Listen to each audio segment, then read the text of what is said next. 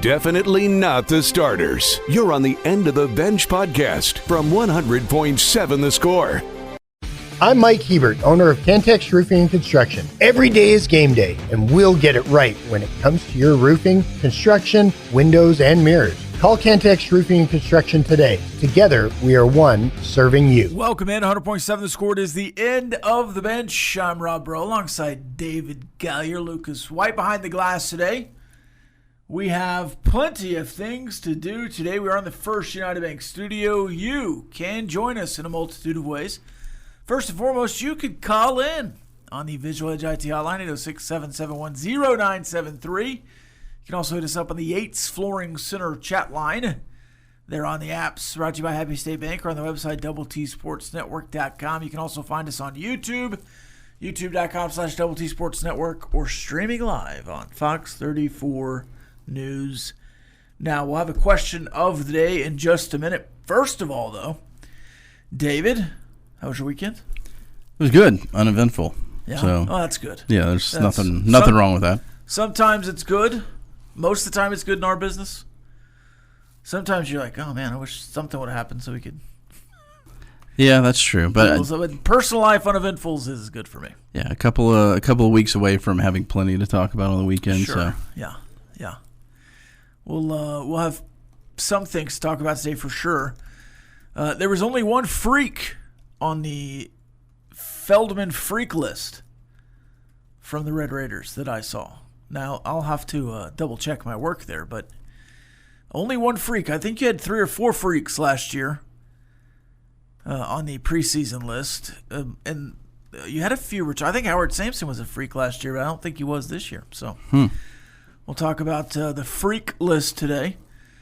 There was a freaky fast guy over the weekend. We talked about him last week, but he ran his final race in the 4x100 relay, anchored it, and this is Tate Taylor, Red Raider, signee, who won the gold medal in the 100. Is that some kind of record? Personal best. Yeah, personal best. Yeah. He won the 200 with a championship record, which is the best in the under 200. The under 200 is everyone. Under 20. Under 20 sprinters. Like Thanos or something like that. Not a lot of 205-year-old sprinters going around. The under 20 championship record in the 200. And then in his anchor leg of the 4x100, he ran in like an 8.75, which helped the team get a world record. So, personal best, championship record, world record.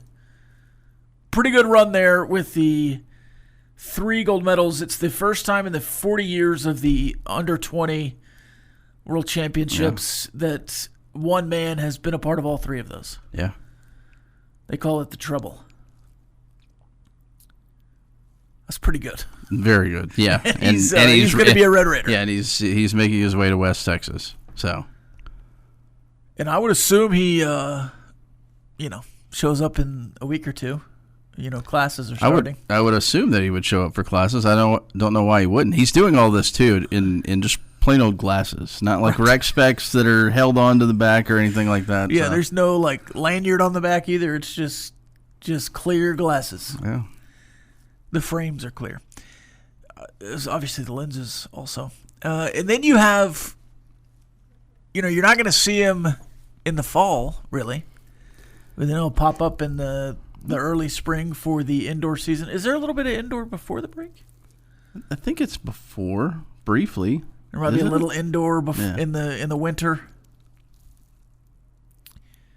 Anyways, it feels like we're talking to Coach Kitley in the winter a little bit. You'll see Tate Taylor mostly next semester, but be excited for him because you've won a bunch of Big 12 championships in a row.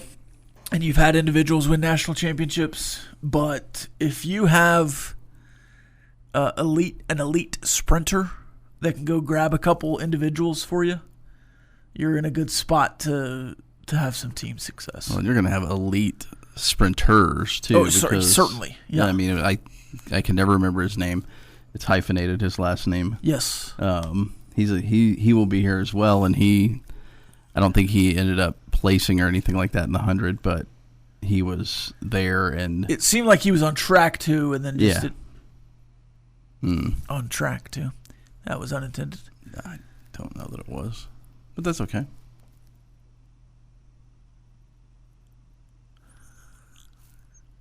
Sprinting toward our first break of the day, we'll have a question of the day for you. What would be, I saw this on Twitter, so I'm not going to claim it, but what would be your nightmare national championship game? If you were tuned into the national championship game at the end of this college football playoffs, what would be your nightmare? Now, I know Lucas has a bunch of hated teams. Mine would be Ole Miss against Michigan. Ole Miss, Michigan. Michigan? Where did that come from? Oh, where did that come from?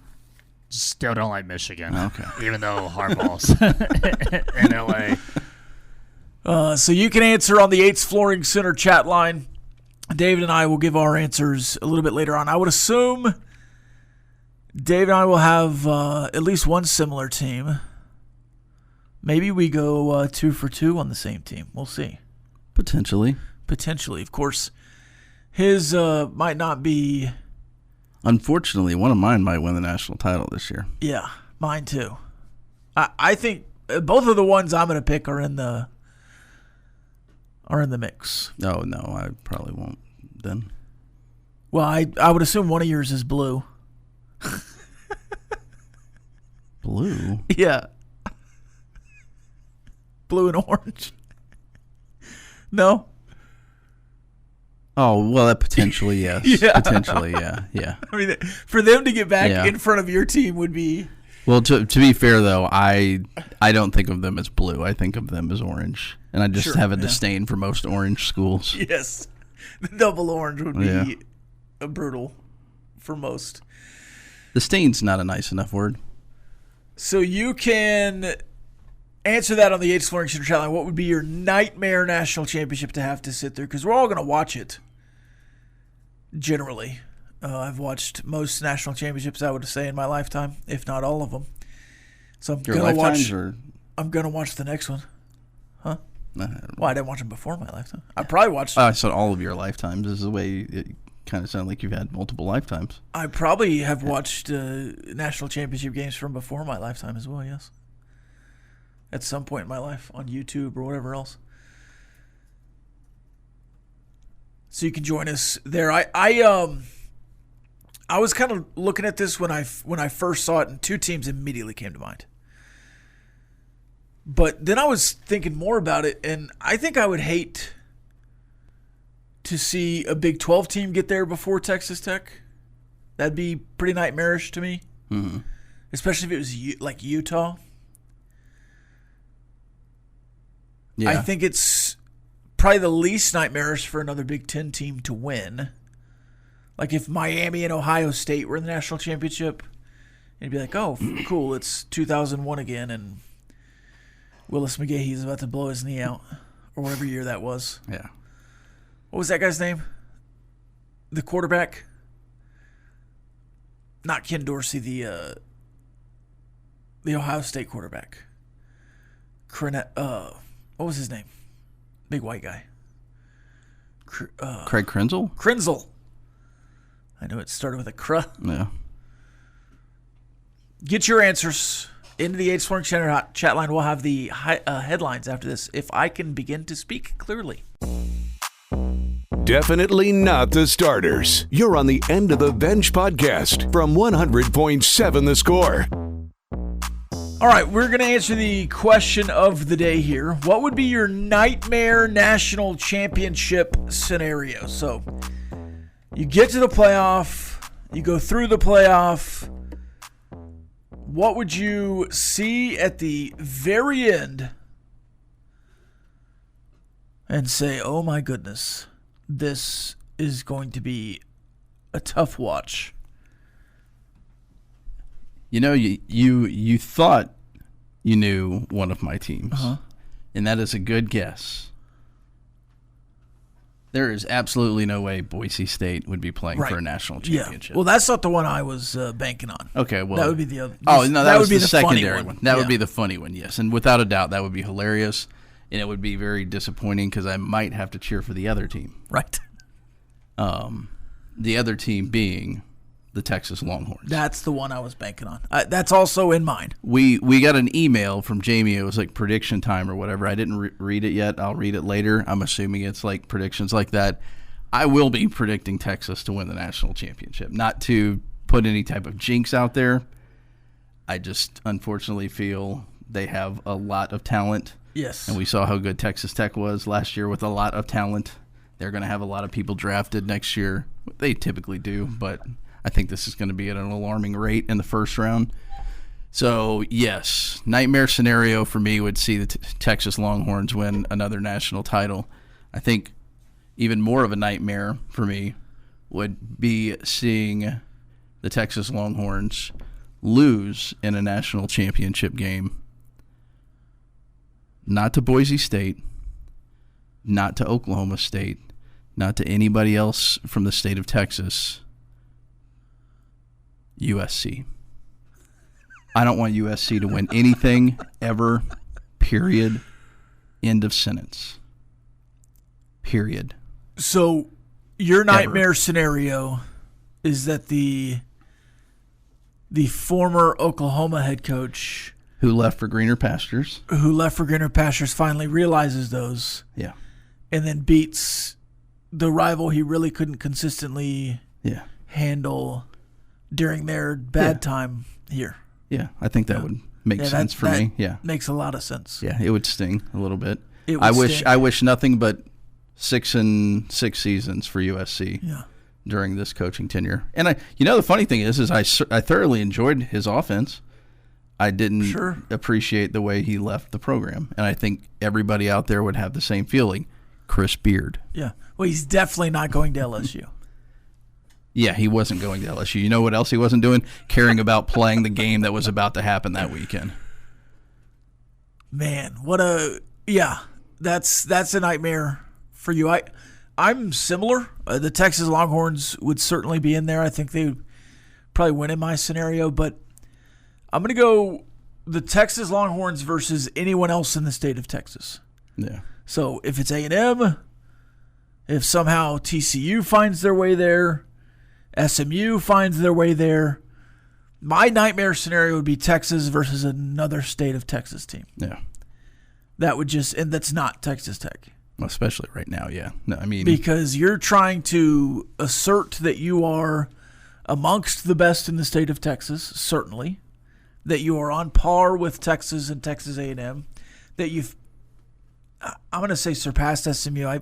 I think you've been ahead of SMU, but certainly in the last decade, they've had more success than you,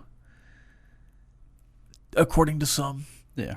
So I'm going to say that my nightmare scenario would be the state of Texas national championship that doesn't include Texas Tech. Though Texas versus any Big 12 team in which Texas just hammers the Big 12 team would be frustrating. Would be a nightmare scenario for me. What was yours again, Lucas? Ole Miss and Michigan. Ole Miss and Michigan. So I think of the 3 selections, I kind of want to say that David's is the most likely. Yeah, no, it is. I don't know. Maybe Texas A&M would be more likely than Texas USC. But USC has some pieces back, including their quarterback. So I think you could see all 3 of those. And then Michigan, you just never know with the influx of talent. Another year under Bryce Underwood's belt. I think the offense that Beck brings in fits him to a T. I think he really could improve under Jason Beck. So we all might be seeing our nightmares. I don't see Ole Miss doing it, but Trinidad Chambliss in the playoff, I mean, they were really close to beating Miami, and Miami played for national championship. So I don't think it's at least out of the realm of being realistic that all the teams are at least going to make the playoffs. Yeah, I think we could see that. I think we could see all these teams in the playoff. Now, USC is kind of because they have not in the last couple of years made a playoff. Why is that? Right. And so let's do some. But if you're thinking four Big Ten teams could make it, they could certainly be in the top 4 of the Big Ten. I think Indiana, Ohio State, and Oregon are the cream of the crop there.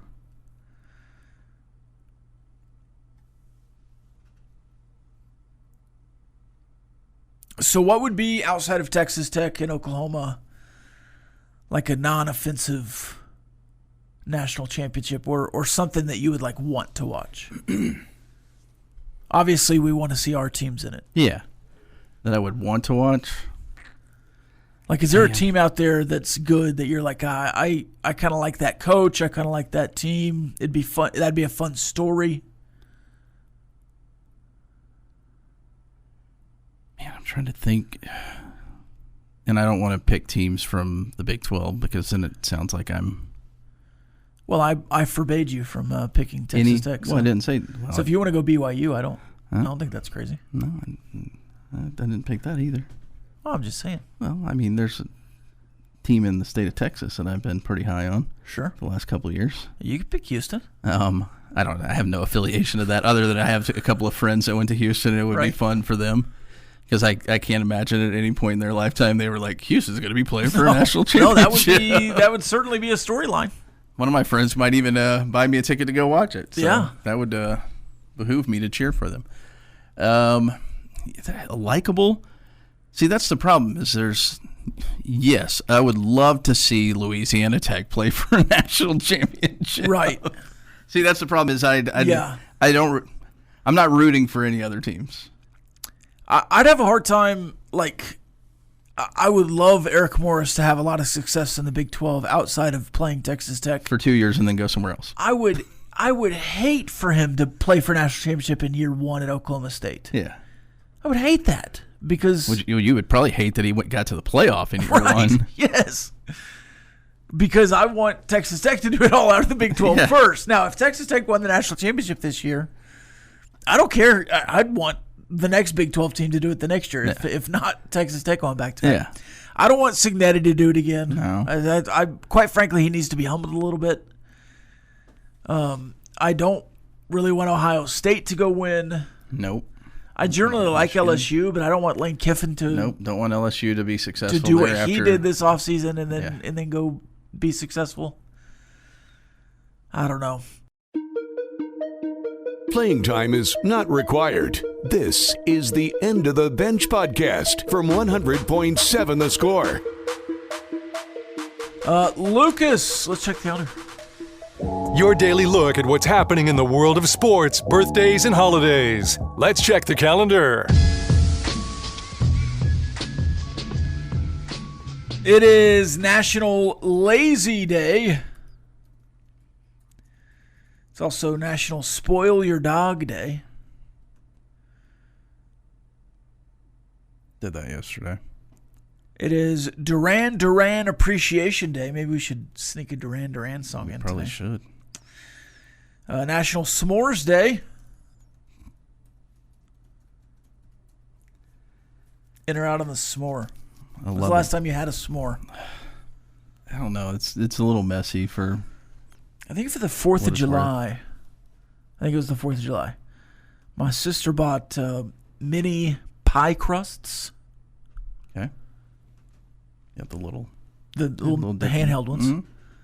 Put a couple of marshmallows in there. A little bar of chocolate. Then covered the top in cookie dough. And baked them off. Okay. So it was a little pie cookie s'more thing. It was unbelievable. I was about to say, I could probably at least... It was unbelievable. You could only have one. Yeah. But it was unbelievable. It is also Vlogging Day.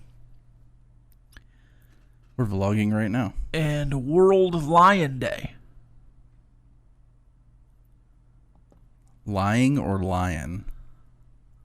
Like an animal. Okay. Lion. Okay. Lucas, any birthdays? John Morant, turning Shout out. 27. Okay. He gets a new start in Portland. 27. I would have guessed older. I would have Seems too. like he's been around a while. Yeah. So we'll see how he does up He in needs a fresh start. Portland. Yeah. Portland? Oh, well, Yeah, we'll see. out of Memphis. Yeah. Andre Certainly. Drummond turning 33. Andre Drummond, okay. He signed Knicks, I think, this offseason. So he went from Philly to New York. He's still playing. Yeah. Okay. Yeah. He's a very. I did not He's know not that. quite as in shape as he. I did not know he was still on. Yeah. I thought he He's retired years still- ago. He puts in some reliable minutes Yeah. Yeah. as a backup. Dalvin Cook turning 31. Would have shot a little over that as well. I found a Dalvin Cook Florida State card this weekend. Did you? Uh-huh. It's good value for sure. So Found all my cards, by the way, this weekend. We need to look at them. And then we have June Shannon turning 47. You have an idea of who she is. Reality TV star Mama June from Honey Boo Boo. Oh, okay. Yeah. Yeah. All right. And then actor Justin Theroux turning Sure, yeah. 55. He's been in a few movies. Couldn't tell you anything he's been in, but I do remember him from dating Jennifer Aniston. Is that true? Marrying Jennifer Aniston? Yeah. He's in one of the Charlie's Angels movies, right? That's right, yeah. And he's in something else that He's in Beetlejuice, American Psycho, Tropic Thunder, Fallout. He actually, I think he co-wrote Tropic Thunder. I think, yeah. And then he was in the newest The Devil Wears Prada. Oh, you know that one. Second one. I haven't seen that one yet. I would watch it, though. Yeah. And then lastly, happy 76th birthday to Snoopy. Snoopy made his Peanuts debut in 1950, while his August 10th birthday was his first mention in a 1968 comic strip. Shout out to Snoopy. My parents are big fans of Snoopy. Yeah. I've got two birthday omissions, one that you probably want to hear and one that you don't want to hear. Which one do you want first? I want the don't want to hear first. This was a little tidbit that I thought was interesting. Yesterday was Cliff Kingsbury's birthday, by the way. Shout out to Cliff. Last week was Joey McGuire's birthday. Right. Today is this former Texas Tech football coach's birthday. Tommy Tuberville. Nope, he was born in May. Oh. Matt Wells. Matt Wells. Matt Wells. Yeah. Happy birthday to Matt Wells. I like Matt Wells. Yeah.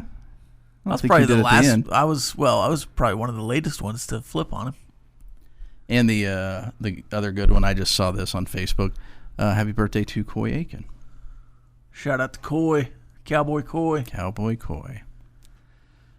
On this day in 1971, Harmon Killebrew becomes the 10th player in baseball history to hit 500 home runs.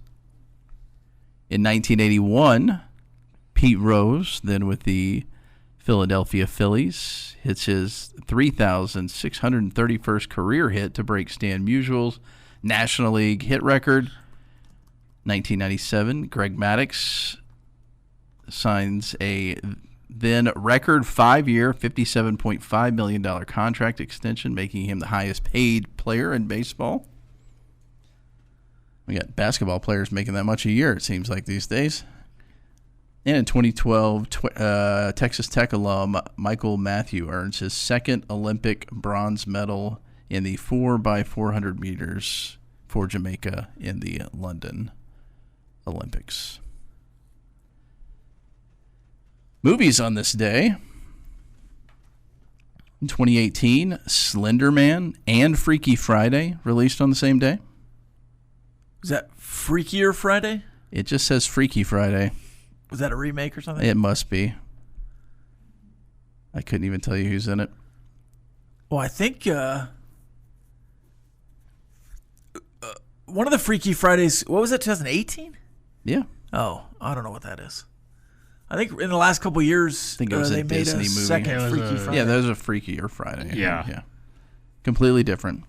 Okay. The Meg also released on this day in 2018. The Meg, famously, I believe, is the bad throw you see from a movie on the internet sometimes. It's a guy in a blue T-shirt throwing a football. Yes, yeah, that's from the Meg, I believe. Oh, wow. May Whitman. That's is the that's a Meg. really bad throw. Wait, the Meg? The Meg. Never mind. That's Two the shark different movie. movies. Oh. Yeah, that's the shark movie. Okay. I I was was like, thinking wow, of that's the- really weird. Maybe he's I just was throwing a thi- football on the beach. I was thinking of the Duff. The Meg is Jason Statham. Yes, that is correct. Totally different movies.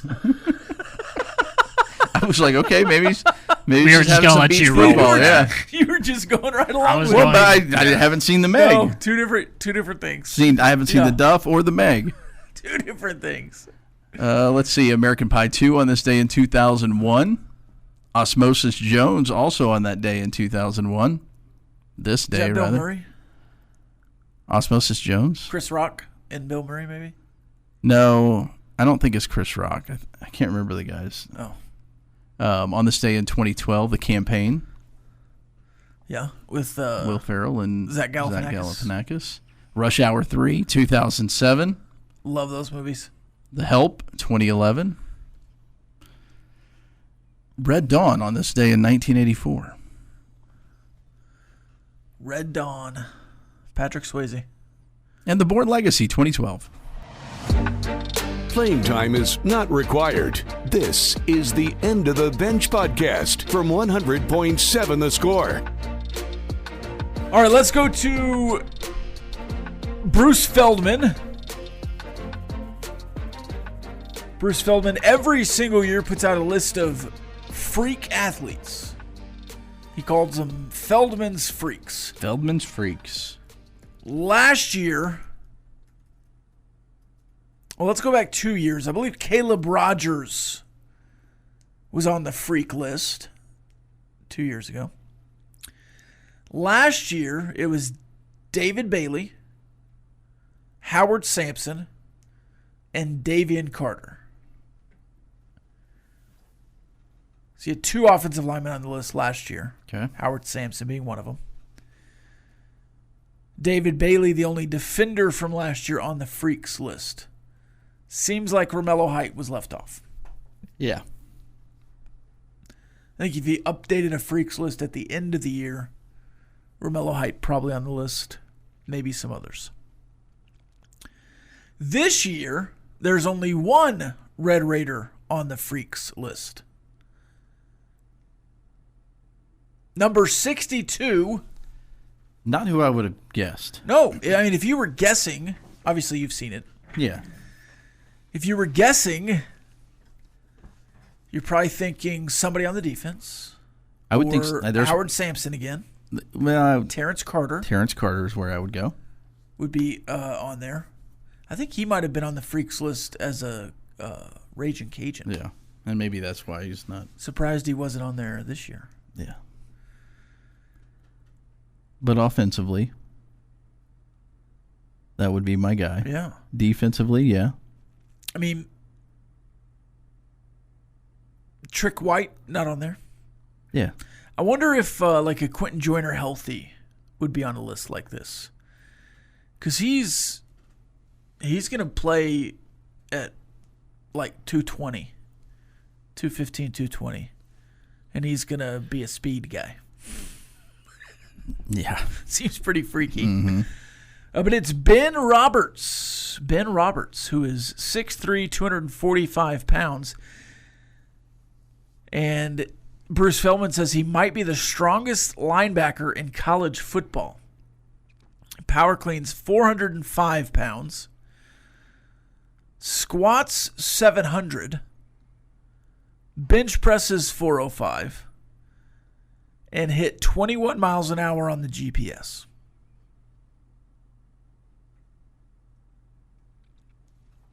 Worthy. Freak. Above him by one spot is Houston's offensive lineman Shadre Hurst, who comes from Tulane. He is 6'2", 295. He was a 5A state heavyweight championship wrestler in high school. Last year he power cleaned 375. He benches 475 and squats 655. This says in 1 year, I guess this offseason at Houston, going from Tulane's John Summerall program, who, by the way, didn't believe that Houston was doing any, or that Florida was doing any good with their weight room. Yeah.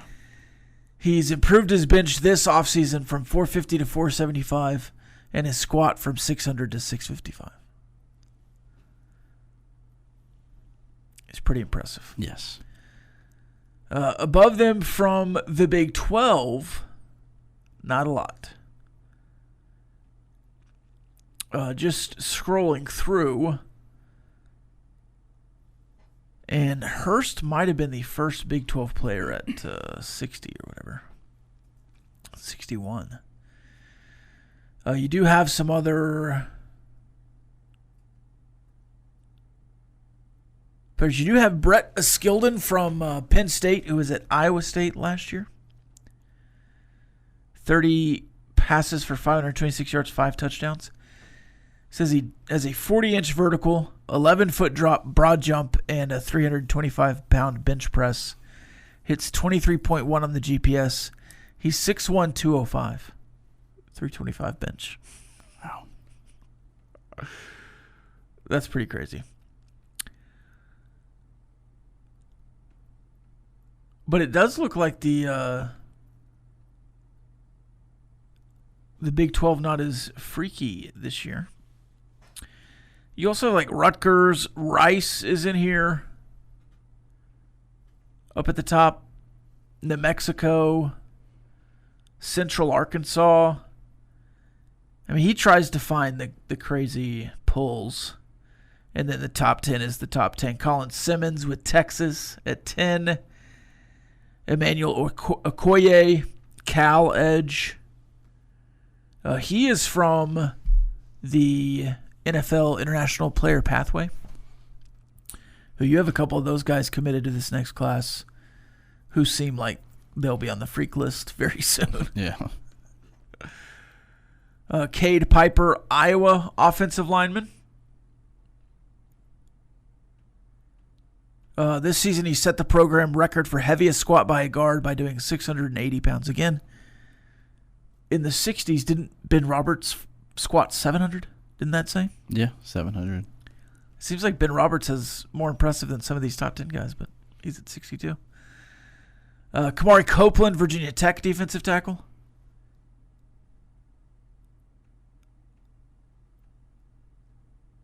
Arian Carter, Tennessee linebacker. Jaden Woods, Florida edge. They have a video on here from the Florida strength and conditioning coach. Do you know who that is? No, but I bet you're going to tell me. Former Red Raiders strength and conditioning coach. Benny Wiley? Rusty Whitt. Okay. Oh, yeah, I remember Rusty. You remember Rusty Whitt? Yeah, yeah. He was awesome. I think that was the Cliff Kingsbury, the final couple years of Cliff Kingsbury. Where is Benny at?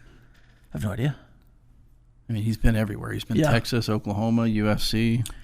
Jackson Cantwell at Miami. He's an offensive tackle. Cantwell's dad was a 5-time world champion in the shot put and won a silver medal in the 2008 Olympic Games. His mom was a 2-time NCAA shot put champion and also competed in the Olympics. Yes? You were referring to a individual that left Tulane and increased his what was it? His bench and squat. Offensive lineman, right? Shadre Hurst, yeah. Yeah. Is he the Houston strength and conditioning coach? January 2nd, 2026, Houston names Benny Wiley as strength and conditioning coach. Well, there you go. They're doing well with him right now. Number 3, Amar Washington from Oregon, a defensive tackle. Now this guy can squat. Okay, Chris Collinsworth. He did This guy. He did a Hatfield squat with 855 pounds for 2 reps. I don't know what a Hatfield squat is. Is that the front? Is that one where you Look at me. You think I'm doing Unbelievable.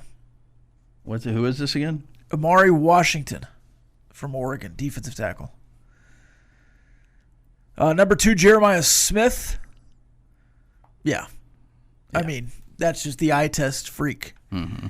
And then number 1, Nick Harbor, who was also maybe number 1 last year. He was number 1 last year.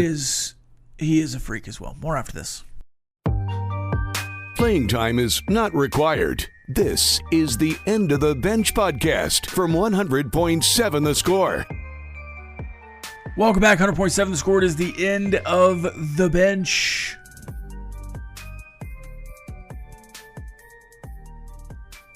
This story from On3 says, parked outside Texas Tech's Womble Football Center. Only a tortilla throw away, backed into the closest spots. It's Joey McGuire's birthday present from his wife. A sparkling little red Corvette with Take 3 vanity plates. McGuire's office is upstairs in Tech's $242 million football complex, which opened in January 2025, and looks it. Joey says, I almost think we're the Rodney Dangerfield character in that movie. We're walking into the country club where, first of all, Red Raiders have fun. They're loud. They're going to have a great time. We're walking into the country club like that. And all of a sudden, you've got a bunch of guys turning around looking and going, man, who the hell is this? Why are they here? Are they supposed to be in here? This is obviously from Caddyshack. McGuire goes on to say, we're the most hated team in college football, and I absolutely love it. Are the Red Raiders the most hated team in college football?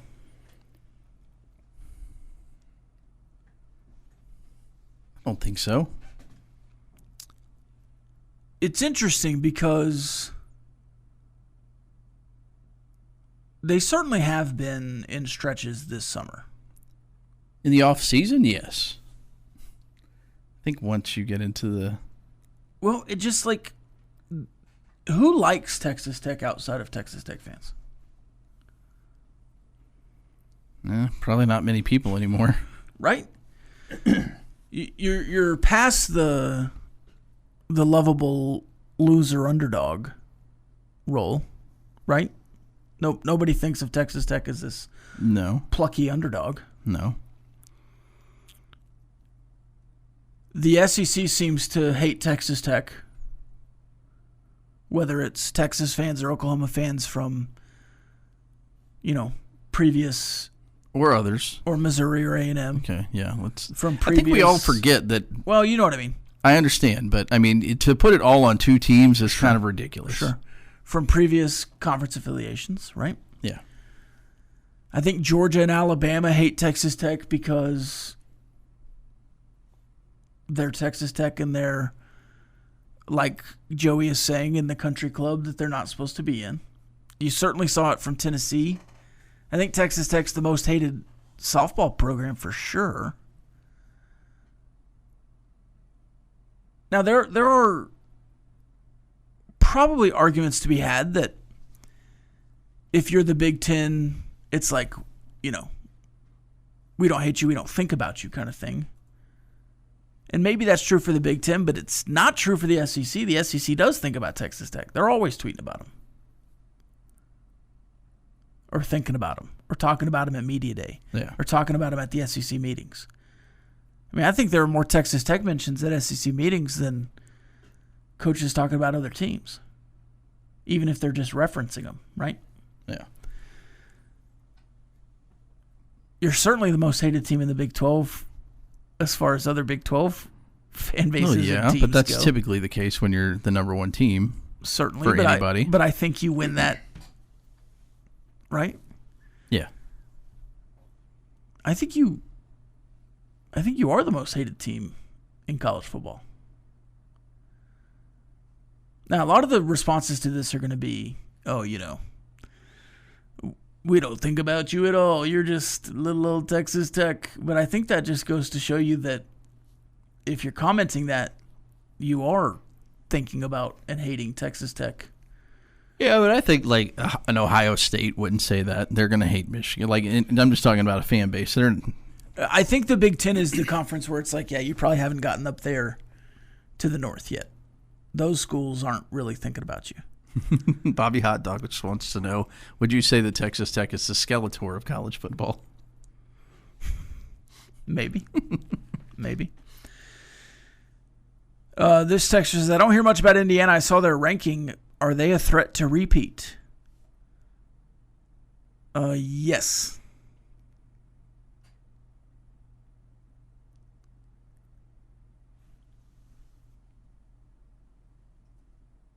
Yes, they are. Yeah. I think they're ranked, what, 8th?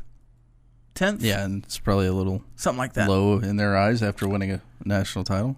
The running game's going to be good again. They probably have the best offensive line in the country with a lot of returners. And the defense is good still. And they just brought back a fifth-year senior out of the lawsuits that is going to be a big piece to their defense. It was a big piece last year. And they didn't think they were getting him back. They have him back now. Is Tech still the 9th best team in the conference? LOL. In basketball? No. Oh, no, I don't think so. But when John Rothstein did that, we said on air that that was going to change. Yeah, I think Jeff Goodman, whatever his name is. John Goodman. I think John Goodman. Yeah, when John Goodman was doing that for Field of 68. It's Jeff Goodman, but John Goodman's the better one. Yeah. I think he was putting in that you probably were going to get Darian Williams, and I think that's probably what he thinks about you now. Stillwell, too. Rothstein was doing that projection based on who was on the roster that day. Yeah. So, yes, I think you'll have an update from John Rothstein before the season goes. And if you haven't already gotten an update from John Rothstein.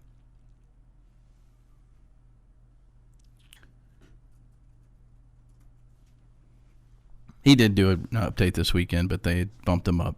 He had bumped them up to 26, I think is what it was.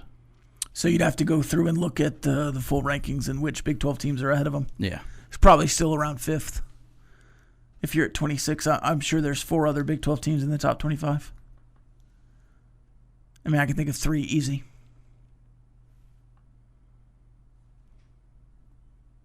If you're looking around. Trying to look around to... By the way, it was the Lombardi Award that I was thinking of. And apparently Joe Burrow won it at some point. Yeah, that's what I'm trying to look up right now. He's the only non-line... It is a character award generally awarded to down linemen on either offense or defense or linebackers. But it is a character award, so I guess if you have just outstanding character, there are exceptions to the rule, apparently, with Joe Burrow. Just one.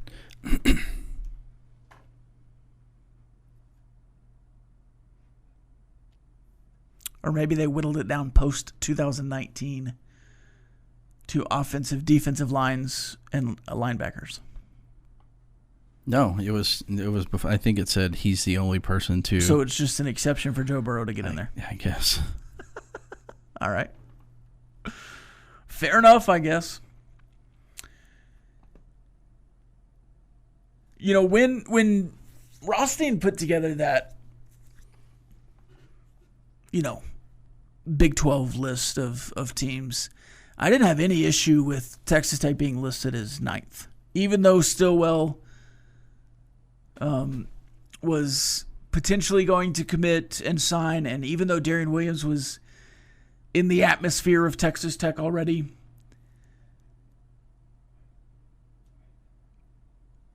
and I don't know that John Rothstein is buying into the JT Toppin health hype like a lot of people potentially are locally. So I have no issue being ranked in the preseason 9th in the Big 12.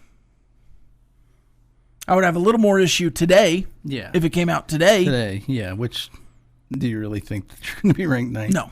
Absolutely not. No. I would still have Arizona and Houston ahead of Texas Tech. Houston got Kendall Weaver over the weekend. Kendall Weaver. Chindle, if you will. But I don't know if I would have, without looking at everybody's roster, anyone else like for sure ahead of Texas Tech. So I think 3rd through 5th is probably where you're going to land. 3rd through 6th is probably where you're going to land in the preseason. But again, was it last year or the year before you were 5th and in the top 10 like preseason? Yeah. It's just kind of the nature of the beast in the Big 12. More sports talk after this, but it's the bottom line.